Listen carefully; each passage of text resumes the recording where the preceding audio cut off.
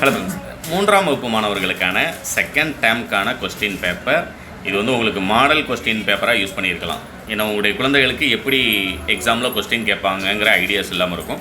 இதில் அவங்களுடைய புக்கில் இருக்கக்கூடிய எந்தெந்த பகுதிகள் எப்படி கொஸ்டின் கேட்பாங்க அப்படிங்கிறத நம்ம பார்த்துடலாம். ஃபஸ்ட்டு பார்த்தீங்க அப்படின்னம்னா படத்திற்கு உரிய சொல்லை வட்டமிடுதல் அப்படிங்கிறது. மேலே குருவி கொடுத்துருக்காங்க அப்படின்னம்னா கீழே குருவி அப்படிங்கிறத வட்டமிடணும்.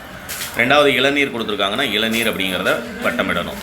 மூணாவது நூல் கொடுத்துருக்காங்கன்னா நூல்கண்டு அப்படிங்கிறத வட்டமிடணும். இது எல்லாமே அவங்களுடைய புக்கில் இருக்கக்கூடியதான். புக்கில் இருக்கக்கூடிய இந்த படம் கொடுத்து வட்டமிடுதல் பகுதி எல்லாத்தையுமே ஒரு தடவை ப்ராக்டிஸ் பண்ண வைங்க. முதல் எழுத்தை மாற்றி விலங்கின் பெயரை உருவாக்குகின்றது கொடுத்துருக்காங்க. பாய் அப்படிங்கிறது கொடுத்துருக்காங்க, நம்ம நாய் அப்படிங்கிறத மாற்றுறோம். கூடுன்னு கொடுத்துருக்காங்க, ஆடுன்னு மாற்றி எழுதுகிறோம். அடுத்து மூணாவது வயல்னு கொடுத்துருக்காங்க, முயல்னு மாற்றி எழுதுகிறோம். அடுத்தது பார்த்திங்கன்னா பொருத்தமான சொல்லை வட்டமிடுகன்னு கொடுத்துருக்காங்க.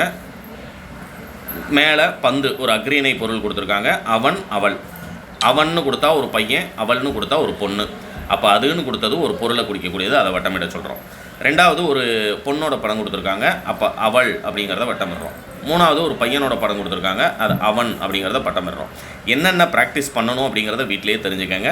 இது எல்லாத்தையுமே அவங்களுடைய புக்கில் அந்த தமிழில் இருக்கக்கூடிய 3 இயல்களில் இருக்கக்கூடிய எல்லா பாடத்துலையுமே புக் பேக் கொஸ்டினை இது மாதிரி நீங்களே ஒரு தடவை கைப்பட எழுதியோ இல்லை ஒரு கொஸ்டின் பேப்பரை டவுன்லோட் பண்ணியோ ப்ராக்டிஸ் கொடுத்தீங்க அப்படின்னம்னா இதே அமைப்பில் எக்ஸாமில் அவங்களுக்கு டீச்சரே சொல்லி தான் வட்டமிட சொல்லுவாங்க, டீச்சரே சொல்லி தான் எழுத சொல்லுவாங்க.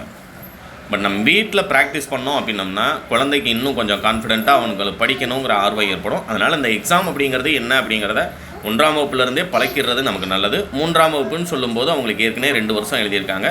இந்த வருஷத்தில் ப்ராக்டிஸ் பண்ண ஆரம்பிச்சிட்டிங்க அப்படின்னம்னா அடுத்து போக போக அவங்களா எழுத ஆரம்பிச்சிருவாங்க. அடுத்தது பார்த்திங்கன்னா தாத்தா தண்ணீர் பிடித்தாருன்னு இருக்குது, அதை அப்படியே பார்த்து எழுதணும். எழுத்து வழக்காக மாற்றி எழுதுக. தாத்தா தண்ணி பிடித்தாருன்னு இருக்குது, அதை தண்ணீர் பிடித்தாருன்னு மாற்றியிருக்காங்க. பூனைக்குட்டி எங்கே ஓடியதுன்னு கொடுத்துருக்காங்க. பூனை நான் வராது, பூனை வரணுன்றதை மாற்றி எழுதணும். முயல் பொம்மை வாங்கினேன், முயல் பொம்மை வாங்கினேன். ஒரே ஒரு எழுத்து தான் மாற்றம். இதெல்லாம் எப்படி மாற்றம் செய்யணும், எப்படி கேட்பாங்க பரீட்சையில் அப்படிங்கிறத நீங்களே ப்ராக்டிஸ் பண்ணுங்கள். அடுத்தது பெயரில் மீன் உள்ள பறவை எதுன்னு கேட்டிருக்காங்க. பெயரில் மீன் உள்ள பறவைன்னு சொல்லும்போது மீன் கொத்தி இப்படி வட்டமிடணும். பெயரில் புள்ளி உள்ள விலங்கு எதுன்னு கொடுத்துருக்காங்க. புள்ளிமான் அப்படிங்கிறத எழுதணும். வரிக்குதிரை அப்படிங்கிறத எழுதணும். உரையாடலில் படுத்து விடையளிக்க சித்தப்பா பரிசலில் கீழே வந்து அதில் வழி பாதை அப்படிங்கிறத மார்க் பண்ணுறோம். என்ன அமைப்பில் கொஸ்டின் கேட்பாங்க அப்படிங்கிறது உங்களுக்கு ஒரு ஐடியா கிடைக்கணுன்றதுக்காக இது போன வருஷம் நடந்த கொஸ்டின். இதை டவுன்லோட் பண்ணுறதுக்கான லிங்க் டிஸ்கிரிப்ஷனில் கொடுக்குறேன். நீங்கள் டவுன்லோட் பண்ணி உங்களுடைய குழந்தைகளுக்கு புக்கில் இருக்கிற எல்லாத்தையுமே இந்த அமைப்பில் ஒரு கொஸ்டின் பேப்பரை உருவாக்கி நீங்கள் ப்ராக்டிஸ் பண்ணலாம். தேங்க்யூ.